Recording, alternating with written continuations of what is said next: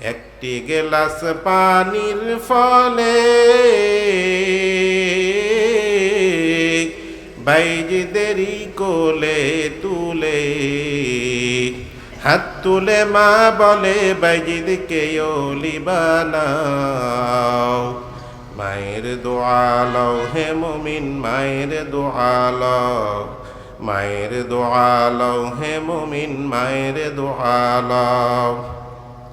বিপদে পড়বে না তুমি যখন যেথায় যাও, বিপদে পড়বে না তুমি যখন যেথায় যাও। মায়ের দোয়া লও হে মুমিন, মায়ের দোয়া লও, মায়ের দোয়া লও হে মুমিন, মায়ের দোয়া লও। যাহা কিছু হও না কেনে, কিছু না ওই মায়ের দোয়া বিনে। বাস্তবে না বুইজা মনে কইরো না যে ফাও। মায়ের দোয়া লও হে মুমিন, মায়ের দোয়া লও, মায়ের দোয়া লও হে মুমিন, মায়ের দোয়া লও। মায়ে যখন দোয়া করে চলে যাও আরশ পানে। মায়ে যখন দোয়া করে চলে যায় ওই আরশ পানে। সাথে সাথে কবুল হয়ে ফল দেখিতে পাও। মায়ের দোয়া লও হে মুমিন, মায়ের দোয়া লও, মায়ের দোয়া লও হে মুমিন, মায়ের দোয়া লও। এই জন্যে বলি ভাইরা আমার, সন্তানের তো অনেক অভাব। দুনিয়াতে সন্তানের অভাব নাই, কিন্তু বাইজিদের মতো সন্তানের অভাব। মা তো অনেক আছে, কিন্তু বাইজিদের মার মতো মা কয়জন আছে? বলে মা তো অনেক আছে, ইমাম বুখারীর মার মতো মা কয়জন আছে? ইমাম বুখারী এমন একজন আল্লাহওয়ালা যুগ শ্রেষ্ঠ আলেম ছিলেন। ছোটবেলায় তার চক্ষু অন্ধ হয়ে গেছে, কিছুই দেখে না। মা হাত দুখানা আসমানের দিকে তাকায় উঠাইয়া বলে, আল্লাহ, আমার সন্তান ইসমাইলের চক্ষুটা আপনি ভালো করিয়া দেন। মায়ে দোয়া করতে দেরি, ইমাম বুখারীর চক্ষু যদি ফিরে আসতে আর দেরি হয় নাই। বলেন সুবহানাল্লাহ। ভাইয়ের আমার, মানুষ তো অনেক আছে, কিন্তু আল্লাহ তাআলার কাছে পছন্দীয় মানুষের অভাব। আল্লাহ তাআলা পবিত্র কোরআনের ভিতরে বলেন যে মুসলমানদের ভিতরে, মানুষের ভিতরে সব থেকে দামি মানুষ হলো কারা? যে যত বেশি তাকওয়া আছে, যার মুত্তাকি ফরহেজগার। ইন্না আকরামাকুম ইনদাল্লাহি আতকাকুম। আল্লাহ তাআলা বলেন তোমাদের ভিতরে যে যত বেশি মুত্তাকি ফরহেজগার, সে আমি আল্লাহ সুবহানাহু তাআলার নিকটে সে তত বেশি দামি। বলেন সুবহানাল্লাহ। সম্মানিত হাজিরিন, এই মুত্তাকি আর ফরহেজগার হওয়া এটা কিন্তু মুখের কোনো কথা না, এটা চারটিখানি কোনো বিষয় না, এটা অনেক ত্যাগ তিতিক্ষা মুজাহাদার বিষয়। আর মুত্তাকি ফরহেজগার আল্লাহর খাঁটি গোলাম হওয়ার জন্যে এটা ছোটকাল থেকে মেহনত করতে হয়, এবং কি জন্মের আগেও এর বীজ বপন করতে হয়, চারা লাগাইতে হয় নেককার হওয়ার জন্যে, মুত্তাকি হওয়ার জন্যে। এই জন্যে যাতে করে মুত্তাকি সন্তান তৈরি হয় ঘরে ঘরে, এই জন্যে দ্বীনের মার্কাজ, দ্বীনের মার্কাজগুলো হলো মাদ্রাসা। এই মাদ্রাসা এগুলো যারা পড়ালেখা করে, যে ছেলেমেয়েরা তারা আল্লাহওয়ালা হয়, দ্বীনদার হয়। আর যারা আল্লাহওয়ালা হবে তারা আল্লাহ তাআলার বন্ধু হতে পারবে। বলেন সুবহানাল্লাহ। পৃথিবীর ভিতরে সন্তান তো অনেক আছে, নেককার সন্তান কয়জন আছে? দুনিয়ার ভিতরে সন্তানের অভাব নাই। রাস্তাঘাটে, স্কুল কলেজ ভার্সিটিতে ছেলে মেয়ের কোনো অভাব নাই।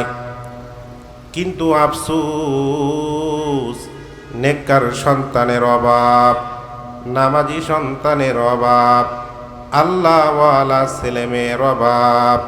সন্তানের তো অভাব নাই, কিন্তু আল্লাহওয়ালা নেককার সন্তানের অভাব। নেককার সন্তান পাওয়া যায় কোথায়? কলেজে পাওয়া যায় বলে না, মাদ্রাসায় পাওয়া যায় বলে না। নেককার সন্তান কোথায় পাওয়া যায়? বলে নেককার সন্তান আল্লাহর কাছে পাওয়া যায়। এই জন্যে সাইয়্যিদিনা ইব্রাহিম খলিলুল্লাহ, আমাদের আতি পিতা, মিল্লাতা আবিকুম ইব্রাহিম হুয়া সাম্মাকুমুল মুসলিমিন, মুসলমানদের জাতি পিতা হলেন ইব্রাহিম পয়গম্বর। তিনি আল্লাহ তাআলার কাছে বৃদ্ধ বয়স পর্যন্ত আল্লাহ তাআলার কাছে একটা দোয়া করেছেন, রব্বি হাবিলি মিনাস সলিহিন। ওগো মালিক আল্লাহ, আপনার কাছে আমি একটা নেককার সন্তান চাই। সন্তানটা ছেলে হোক কিংবা মেয়ে হোক, আল্লাহ একটা নামাজি সন্তান চাই, যে আপনার কথা বলবে, আপনার কদমে সেজদা দিবে, আপনার পরিচয় মানুষের কাছে তুলে ধরবে, ওয়াহদানিয়াতের কথা, জান্নাতের কথা, জান্নাতের পরিচয় মানুষকে শোনাবে, জাহান্নাম থেকে মানুষকে বাঁচাবে, এমন একটা সন্তান আল্লাহ আমি আপনার কাছে যাই। ইব্রাহিম পয়গম্বর আল্লাহ তাআলার কাছে দোয়া করেছেন, আল্লাহ তাআলা কবুল করেছেন। দোয়া করে আল্লাহ তাআলার কাছে সন্তান কবুল করাইতে হয়, পয়গম্বর ইব্রাহিম শিখায়া দিছেন। কিন্তু ভাইরা আমার, এখন আমাদের যুগের বাবা মারা, তারা গর্ভে সন্তান আসলে আগে নিয়ত করে, আমার সন্তান যদি ছেলে হয় তাহলে আমি তাকে ইঞ্জিনিয়ার বানাবো, আমার যদি একটা মেয়ে হয় তাকে আমি ডাক্তার বানাবো, নার্স বানাবো, আমি তাকে পাইলট বানাবো, দুনিয়ার শিক্ষায় শিক্ষিত করব।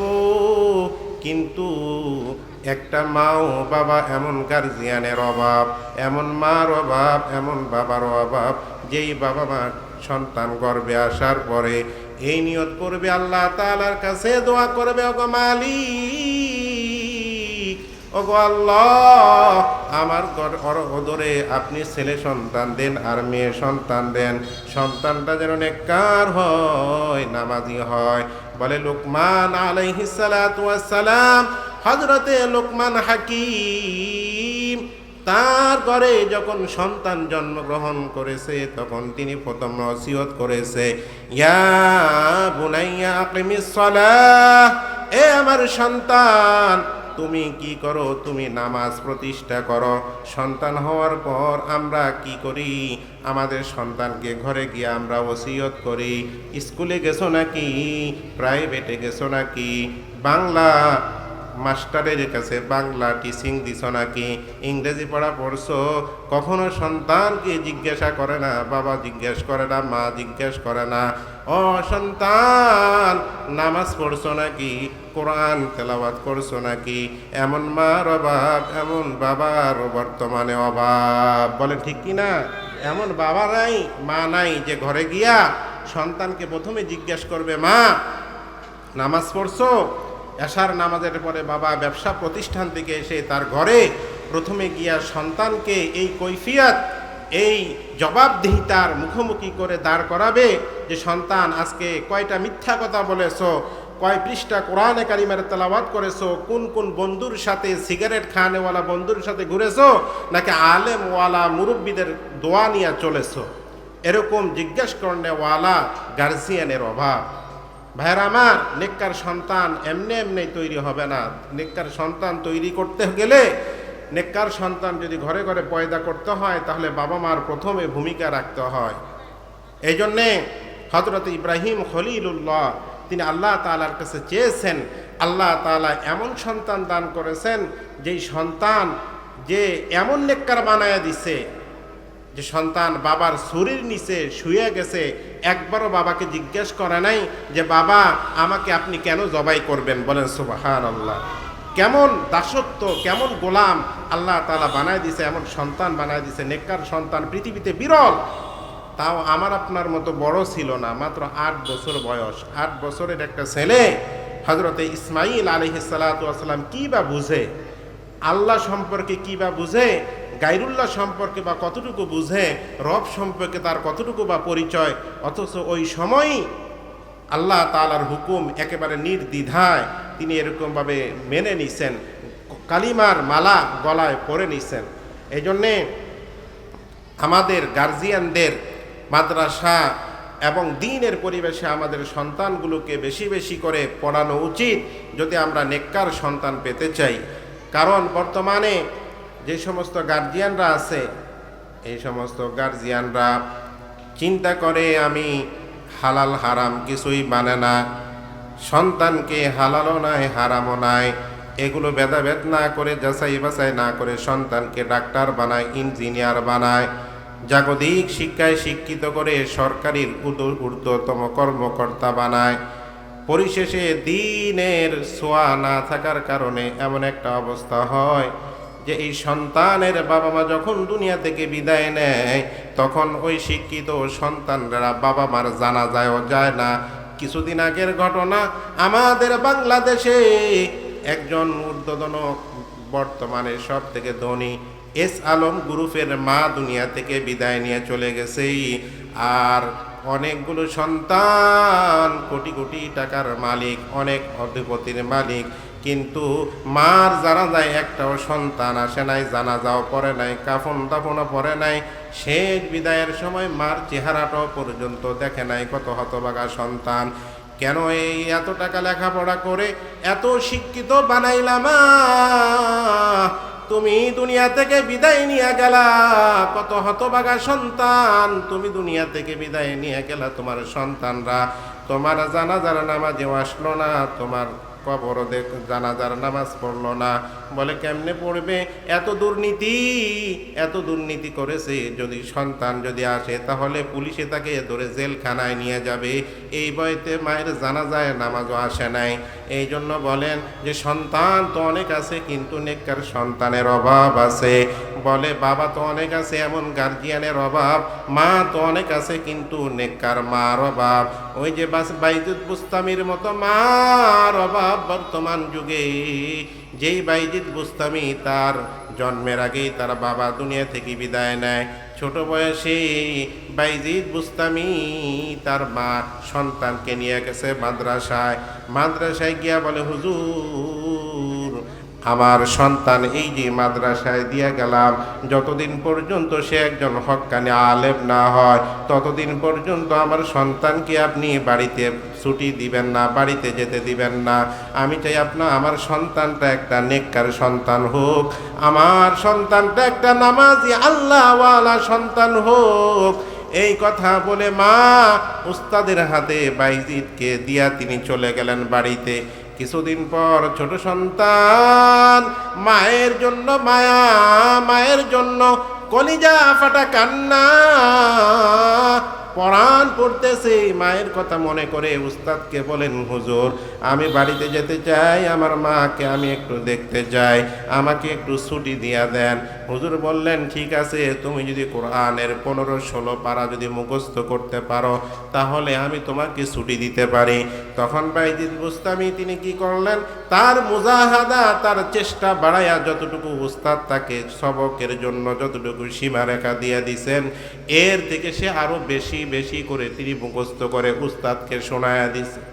উস্তাদ এবার ছুটি দিয়া দিছে। যখন বাড়ির কাছে বাইজিদ বুস্তামি গেছে, মা দেখে তার ছোট বাচ্চা বাইজিদের মতো দেখা যায়। মা দৌড়াইয়া গিয়া ঘরের ভিতর থেকে দরজা আটকায়া দিছে। বাইজিদ বুস্তামি গিয়া দরজার কাছে গিয়া সালাম দেয়, আসসালামু আলাইকুম মা। দরজা খুলেন গো মা, আমি আপনার সন্তান বাইজিদ এসেছি। মা বলে, তুমি কে? তুমি তো বাইজিদ না, তুমি তো বাইজিদ হতে পারো না, কারণ আমার বাইজিদ তো আমি উস্তাদের কাছে বলে এসেছি, আমি তো তাকে আল্লাহর রাস্তায় সফরদ করে দিয়েছি। যতদিন পর্যন্ত সে আলেম না হবে, যতদিন পর্যন্ত সে মুহাক্কিক মুফাসসির আল্লাহ ওয়ালা যতদিন না হবে, ততদিন যেন সে বাড়িতে না আসে। সন্তান ভেবেছে মা মনে হয় অভিমান করেছে। সে কিছুক্ষণ অপেক্ষা করতে করতে সারা দিন সারা রাত কেটে যায়। দরজায় মা ভিতর থেকে দরজা খুলে না। এইবার বাইজিদ চিন্তা করে দেখে, তিনি চিন্তা করলেন আমার মা তো এত রাগী, আমার মা, আমি আলেম না হওয়া পর্যন্ত আমার মা আমাকে ঘরে জায়গা দিবে না। বাইজিদ এবার তিনি জিদ আর তিনি রাগ একত্রিত করে তিনি চলে গেলেন আবার মাদ্রাসায়। একদিন দুই দিন করতে করতে সপ্তাহ যায়, মাস যায়, বছর যায়, এইভাবে করতে করতে এক যুগ 12 বছরের ভিতরে বাইজিদ একদিনও বাড়িতে আসে নাই। 12 বছর যখন শেষ হয়ে গেছে, যখন তিনি মৌলানা, যখন তিনি আলেম হয়ে গেলেন, এবার উস্তাদরা তাকে মাথায় পাগড়ি পরায়া দিবে। রাতের বেলায় শিক্ষক উস্তাদ স্বপ্নে দেখে আল্লাহর নবী, বিশ্ব নবী, সরদারে দো আলম নবী হাজির, নবী সরদারে দো আলম নবী উস্তাদকে স্বপ্নের ভিতরে বলেন যে ও আমার উম্মত, আমার পেয়ারা, তুমি বাইজিদকে আগামীকাল শুধু লেখাপড়ার জন্য আলেমের পাগড়িটা পরাবা না, এর সাথে আরেকটা পাগড়ি, সেটা হলো মারেফাতের পাগড়ি, সেটা হলো আত্মশুদ্ধির পাগড়ি, আউলিয়া ওলির পাগড়িটাও তাকে আগামীকালকে পরায়া দিবা। বলেন সুবহানাল্লাহ। পরের দিন সব ছাত্রদেরকে একটা পাগড়ি পরায়, আর বাইজিদ বুস্তামিকে 2টা পাগড়ি পরায়া দিছে। একটা হলো ইলমের পাগড়ি, আর একটা হলো তাসাউফের পাগড়ি। জুনায়েদ বাগদাদি রহমাতুল্লাহি আলাইহি বলেন যে সমস্ত আসমানের যত ফেরেশতা আছে, সব আসমানের ফেরেশতাদের ভিতরে জিব্রাইলের যেমন মর্যাদা, জিব্রাইলের যেমন দামি, সব ফেরেশতাদের সর্দার হলো জিব্রাইল। জিব্রাইলের মর্যাদা যেমন দামি, অলি আউলিয়াদের ভিতরেও অলি আউলিয়াদের ভিতরেও বাইজিদ বুস্তামি তেমন দামি। বলেন সুবহানাল্লাহ। যে যত আউলিয়ায়ে কেরাম আছে, বুজুর্গ আছে, এর ভিতরে বলেন বাইজিদ বুস্তামির মর্যাদাও আল্লাহ তাআলার কাছে তেমন দামি, সব থেকে বেশি। তো এই যে বাইজিদ বুস্তামি রহমাতুল্লাহি আলাইহি, এমনেই তিনি কিন্তু বাইজিদ বুস্তামি এত বড় আল্লাহওয়ালা হয় নাই। এর ভিতরে বাবা মার দোয়া আছে, মার মেহনত আছে, চোখের পানি আছে। 12 বছর পর যখন উস্তাদ পাগড়ি দিয়া দিছে, এবার খুশিতে বাড়ির দিকে রওনা। বাড়িতে গিয়া দেখে মা বৃদ্ধ মানুষ বিছানার ভিতরে শুয়ে আছে। গিয়া বলে, মা, আমি আপনার ছোট বাইজিদ আজকে দেখেন কত বড় হয়ে গেছে, আলেম হয়ে গেছি। বিশ্বাস হয়নি মা, দেখেন আমার মাথায় পাগড়ি পরায় দিছে। মা বলে, সন্তান, এবার আমাকে ধর, আমাকে উঠা, বসায় দে, আমাকে দাঁড় করায় দে, আমাকে পানি এনে দে, আমি ওযু করব, নামাজ পড়ব, 2 রাকাত শুকরানা নামাজ আমি আদায় করব। এবার বাইজিদ পানি আগায় দিলেন, মা ওযু করে 2 রাকাত শুকরাতার নামাজ আদায় করে মালিকের দরবারে হাত দোকানায় উঠা দিয়া বলে, মালিক আল্লাহ, ও আল্লাহ, আমার স্বপ্ন ছিল আপনি আমাকে একটা সন্তান দান করেছেন। আমি চেয়েছি এই সন্তানটাকে আমি নেককার বানাবো, নেককার বানায়া আমি আপনার দ্বীনের জন্য আমি এটাকে সফরদ করে দিয়া দিব। ওগো আল্লাহ, আমার হায়াত তো শেষ পর্যায়ে, আমি চাই না আমার এই নেককার সন্তান দ্বারা আমি দুনিয়াতে আমি কোনো কাজ নেই। আমি চাই না যদি আমি দুনিয়াতে বেঁচে থাকি, এই সন্তান আমাকে নিয়েই সে ব্যস্ত থাকবে, তার দ্বারা মানুষের কাজ হবে না, দ্বীনের কাজ হবে না। আয় আল্লাহ, আমার যেই স্বপ্ন ছিল আমার সন্তানটা নেককার হওয়ার, নেককার তো হয়েই গেছে। আল্লাহ, এক মুহূর্তের জন্যেও আমি এখন আর দুনিয়াতে থাকতে চাই না। আপনি আমাকে আসমানে তুলায় নেন, আপনি আমাকে দুনিয়া থেকে নিয়ে যান, আপনার কাছে আমাকে গ্রহণ করে নেন। দোয়া করতে দেরি, সিজদার ভিতরে বাইজিদের মা দুনিয়া থেকে বিদায় হইতে দেরি হয় নাই। সুবহানাল্লাহ। এই জন্য ভাইরা আমার, দুনিয়াতে সন্তানের অভাব নাই, কিন্তু বাইজিদের মতো সন্তানের অভাব। আল্লাহ তাআলা যাকে গ্রহণ করেন তাকে ছোট বয়সে গ্রহণ করেন। এই জন্য কবি বলেছেন যে বাইজিদ এমনি বাইজিদ হয় নাই, আল্লাহওয়ালা হয় নাই। এর পিছনে মায়ের চোখের পানি আছে, মায়ের দোয়া আছে। একটি গেলাস পানির ফলে বাইজিদেরই কোলে তুলে। হাত তুলে মা বলে বাইজিদকে ওলি বানাও। মায়ের দোয়া লও হে মুমিন, মায়ের দোয়া লও, মায়ের দোয়া লও হে মুমিন, মায়ের দোয়া লও। বিপদে পড়বে না তুমি যখন যেথায় যাও, বিপদে পড়বে না তুমি যখন যেথায় যাও। মায়ের দোয়া লও হে মুমিন, মায়ের দোয়া লও, মায়ের দোয়া লও হে মুমিন, মায়ের দোয়া লও। যাহা কিছু হও না কেনে, কিছু না ওই মায়ের দোয়া বিনে। বাস্তবে না বুইজা মনে কইরো না যে ফাও। মায়ের দোয়া লও হে মুমিন, মায়ের দোয়া লও, মায়ের দোয়া লও হে মুমিন, মায়ের দোয়া লও। মায়ে যখন দোয়া করে চলে যাও আরশ পানে। মায়ে যখন দোয়া করে চলে যায় ওই আরশ পানে। সাথে সাথে কবুল হয়ে ফল দেখিতে পাও। মায়ের দোয়া লও হে মুমিন, মায়ের দোয়া লও, মায়ের দোয়া লও হে মুমিন, মায়ের দোয়া লও। এই জন্যে বলি ভাইরা আমার, সন্তানের তো অনেক অভাব। দুনিয়াতে সন্তানের অভাব নাই, কিন্তু বাইজিদের মতো সন্তানের অভাব। মা তো অনেক আছে, কিন্তু বাইজিদের মার মতো মা কয়জন আছে?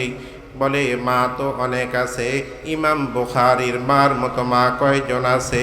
ইমাম বুখারী এমন একজন আল্লাহওয়ালা যুগ শ্রেষ্ঠ আলেম ছিলেন। ছোটবেলায় তার চক্ষু অন্ধ হয়ে গেছে, কিছুই দেখে না। মা হাত দুখানা আসমানের দিকে তাকায় উঠাইয়া বলে, আল্লাহ, আমার সন্তান ইসমাইলের চক্ষুটা আপনি ভালো করিয়া দেন। মায়ে দোয়া করতে দেরি, ইমাম বুখারীর চক্ষু যদি ফিরে আসতে আর দেরি হয় নাই। বলেন সুবহানাল্লাহ। এমন মা বাবার অভাব, যেই মা তার অগরসে, যে মা তার গর্বে ইমাম বুখারীর মতো সন্তান ধারণ করবে, ইমাম শাফির মতো সন্তান ধারণ করবে, এমন মার অভাব। ওই মা কত ভাগ্যবান, যেই মার ঘরে কুতুবউদ্দিন বখতিয়ার কাকির মতো সন্তান জন্মগ্রহণ করেছে। ওই মা কত ভাগ্যবান, যেই মা আশরাফ আলী থানভী রহমতুল্লাহ আলাইহির মতো সন্তান জন্ম ধারণ করেছে। ওই মা কত ভাগ্যবান, যেই মা বিশ্বনবীর মতো একজন নবী নিজের পেটে ধারণ করেছে।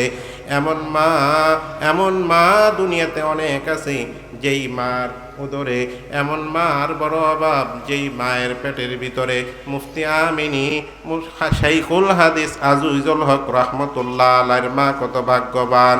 ও মা, তুমি তো পারবা না আল্লাহর নবী বিশ্ব নবীর মতো একজন নবী তৈরি করতে, কিন্তু তোমার এই সুযোগ আছে। তুমি একজন আহমদ শফির মা হইতে পারবা, জুনাইদ বাবুনগরীর মা হওয়ার সুযোগ আছে। তুমি সালে আহমদ তাকরিমের হাফেজ, বিশ্বজয়ী হাফেজের মা হওয়া তোমার জন্য সুযোগ আছে। হাফেজ জাকারিয়ার মা হওয়ার সুযোগ আছে। হাফেজ মুআজের মা হওয়ার মতো সুযোগ আছে কি নাই? কি বলেন, আছে না? যেই মা নিজের সন্তানকে একটা হাফেজে কোরআন অথবা মেয়ে হইলে হাফেজা বানাবে, আল্লাহ তাআলা দুনিয়াও তাকে সম্মানিত করবেন। যখন মারা যাবে তখন ভাড়া কইরা হুজুরাইনা মুনাজাত করার লাগবে না, বরং নিজের সন্তান কবরের পাশে দাঁড়ায়া দাঁড়ায়া বলবে, রব্বির হামহুমা কামা রব্বায়ানি সগীরা।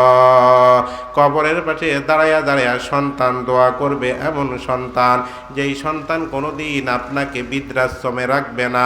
সারা বিশ্বের ভিতরে হাফেজে কোরআনরা প্রতিনিয়ত 1 নাম্বার হইয়া 2 নাম্বার 3য় স্থান অধিকারী করে বাংলাদেশের